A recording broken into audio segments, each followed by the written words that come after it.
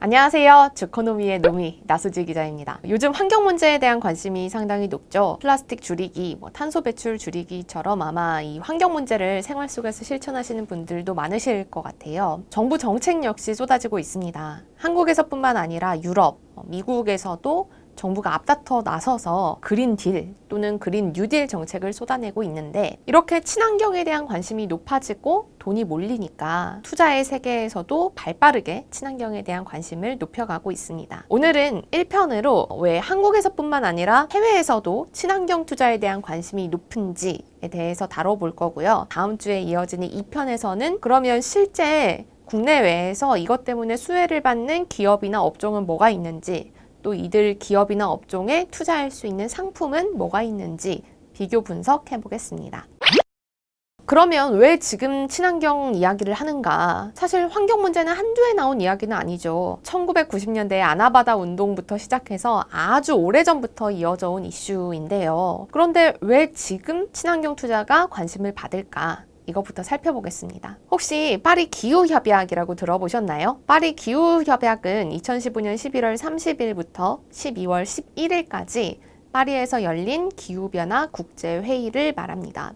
제21차 UN 기후변화 협약이라고도 하는데요. 왜 21차냐? 원래 매년 UN 기후변화 협약 당사국인 196개 나라가 모여서 협의를 하긴 합니다. 그런데 1997년 교토에서 열린 3차 당사국 총회에서 만들어진 교토 의정서 이후에 이렇다 할 협의를 하지 못했습니다. 그러다가 2015년 21차 회의에서 겨우겨우 의미 있는 합의문을 하나 만드는데, 그게 바로 파리 기후협약입니다. 교토 의정서는 2005년부터 시행돼서 올해 말까지 적용될 예정입니다. 이 교토 의정서의 핵심은 선진국에만 온실가스 감축 의무가 있고 나머지는 자발적으로 감축하라고 권고를 한 겁니다. 그런데 파리 기후협약은 여기서 한 발자국 더 나가서 기후변화협약 당사국 모두에게 의무를 부여했습니다. 이젠 모든 나라가 온실가스를 줄이는데 참여하지 않으면 안 된다는 나름의 절박함이 담겨 있는 건데요. 미국, 캐나다, 일본, 러시아 같은 주요국이 참여하지 않았던 교토 의정서와 달리 파리 기후협약은 아직까지 미국 정도만 탈퇴 의사를 밝힌 상태여서 과거보다 실효성이 훨씬 더 높다라고 할 수 있겠죠. 이 파리 기후협약이 시행되는 시기가 바로 내년부터입니다.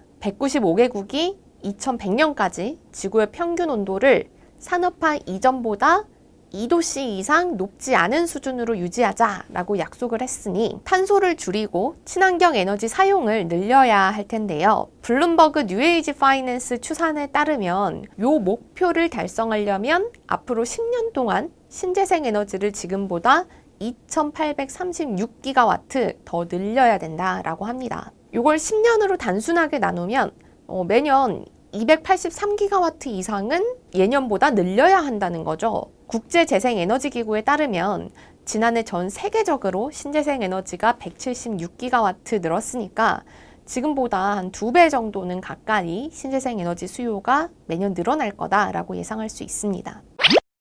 내년부터 적용될 파리 기후협약과 더불어서 올해 초에 코로나가 번진 것도 이 각국 정부가 친환경 투자에 드라이브를 거는 이유입니다. 코로나 이후에 경기가 침체됐고 미국을 비롯한 각국 중앙은행이 엄청나게 돈을 풀었죠.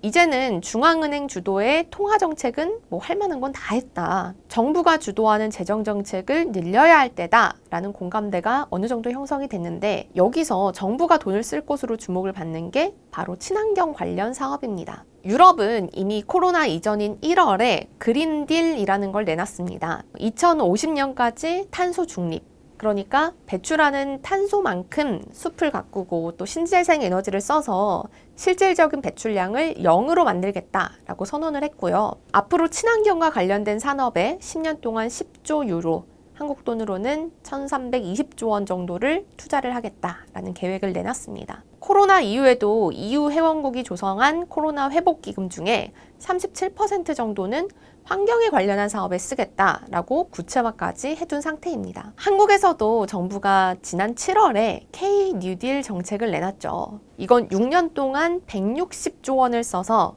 디지털 뉴딜과 그린 뉴딜 관련 사업에 투자를 하겠다라는 겁니다. 코로나 이후에 경기가 침체되고 일자리가 부족해졌으니까 디지털과 친환경 관련 사업에 돈을 부어서 경기를 활성화시키고 또 일자리도 늘리겠다라는 건데요. 그래서 1920년에 미국 대공황을 극복한 루즈벨트 대통령의 뉴딜 정책의 이름을 따서 한국판 뉴딜, 또 K 뉴딜이라고도 합니다. 각국 정부가 이렇게 나오니까 기업들도 가만히 있을 수는 없겠죠. 민간 기업 차원에서 온실가스를 줄이자라고 만든 캠페인이 RE100입니다. 리뉴어블 에너지 100%의 약자인데요. 2014년에 시작된 캠페인이고 글로벌 주요 기업인 애플, BMW, 구글 같이 260개가 넘는 글로벌 기업들이 참여하고 있습니다. 여기에 가입한 기업들의 목표는 2050년까지 기업이 필요한 전력량의 100%를 신재생 에너지에서 활용을 하겠다는 겁니다. 이렇게 선언한 다음에 적어도 2030년까지는 60%, 그리고 2040년에는 90%까지 사업장 전력을 단계적으로 신재생 에너지로 조달을 해야 됩니다. 그리고 이걸 잘 지켜나가고 있는지, 또 매년 목표를 얼마나 잘 달성을 했는지를 보고도 해야 됩니다. 우리나라에서는 11월 2일에 SK그룹 8개사가 국내에서는 처음으로 여기에 가입했다고 발표해서 화제가 되기도 했죠. SK텔레콤, SK하이닉스, SKC, SK실트론, SK머티리얼즈, SK브로드밴드, 그리고 SKIE테크놀로지, 이렇게 8개 기업이 지난 2일에 한국리백위원회에 가입 신청서를 냈습니다. 이렇게 한 기업만 참여를 하면 그 기업만 탄소 배출을 줄이는데 동참을 하는 게 아닙니다.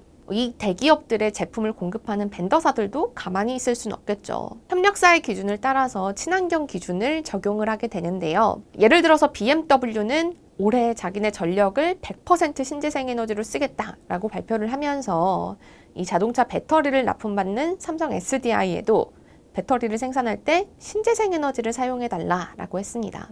이렇게 기업 단에서 참여가 늘어날수록 친환경 관련 산업에 대한 수요도 늘 수밖에 없겠죠.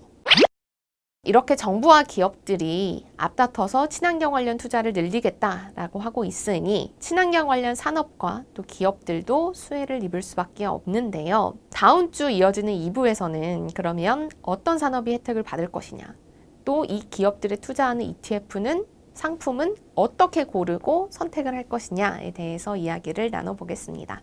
오늘도 영상 시청해 주셔서 감사합니다. 원하시는 내용 있으면 댓글로 달아주세요.